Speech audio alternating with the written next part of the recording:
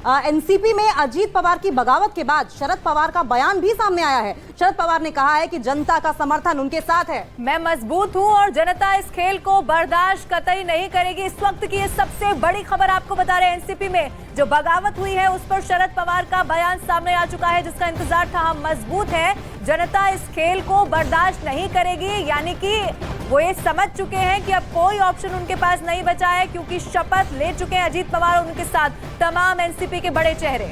और इससे पहले संजय राउत का भी बयान सामने आया था, जिन्होंने साफ तौर पर यह कहा था कि जनता का समर्थन हमारे साथ है। मेरी एनसीपी के जो सबसे वरिष्ठ नेता है शरद पवार, उनसे बातचीत हो चुकी है, लेकिन इंतजार था शरद पवार के बयान के सामने आने का या फिर सुप्रिया सुले के बयान के सामने आने का। देखिए, एनसीपी में अजीत पवार की बगावत के बाद शरद पवार का आखिरकार बयान सामने आया, जिसका सभी को इंतजार था। शरद पवार ने कहा कि जनता का समर्थन उनके साथ है, मैं मजबूत हूं और जनता इस खेल को बर्दाश्त नहीं करेगी। एक बार फिर से हमारे सहयोगी अमिताभ का रुख कर लेंगे। अमिताभ, जिस तरीके से शरद पवार का बयान सामने आया है, क्या लगता है कोई गूगली फिर से फेंकेंगे? क्राइसिस मैनेजर के तौर पर इन्हें जाना जाता है।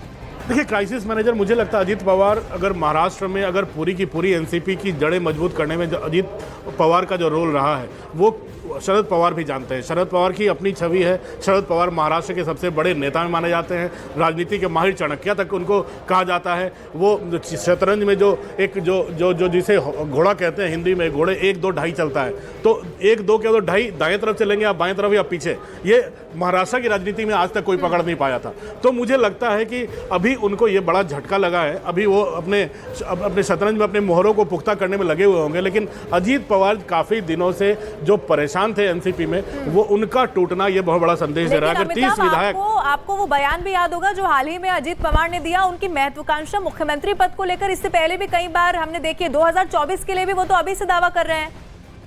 देखिए, उनके साथ मुश्किल ये हो रही थी कि उप मुख्यमंत्री बनना भी उनके लिए मुश्किल हो जा रहा था शरद पवार के चलते। और दूसरी, एनसीपी की विरासत संभालने की भी लड़ाई थी। एनसीपी की विरासत संभालेगा कौन?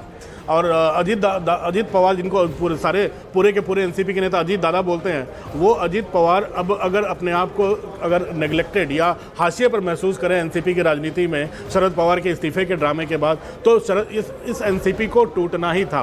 पहले शिवसेना टूटी, एकनाथ शिंदे अलग हुए, मुख्यमंत्री बने, शिवसेना बीजेपी की सरकार चल रही है वहाँ पर।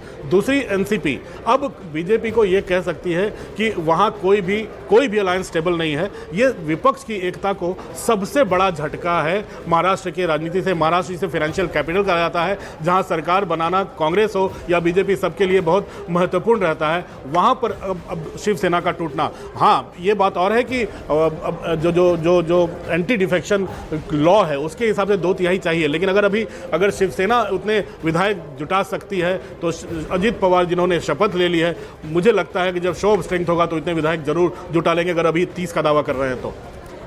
अमिताभ, जिस तरीके से हमने संजय राउत और शरद पवार दोनों का बयान देखा, दोनों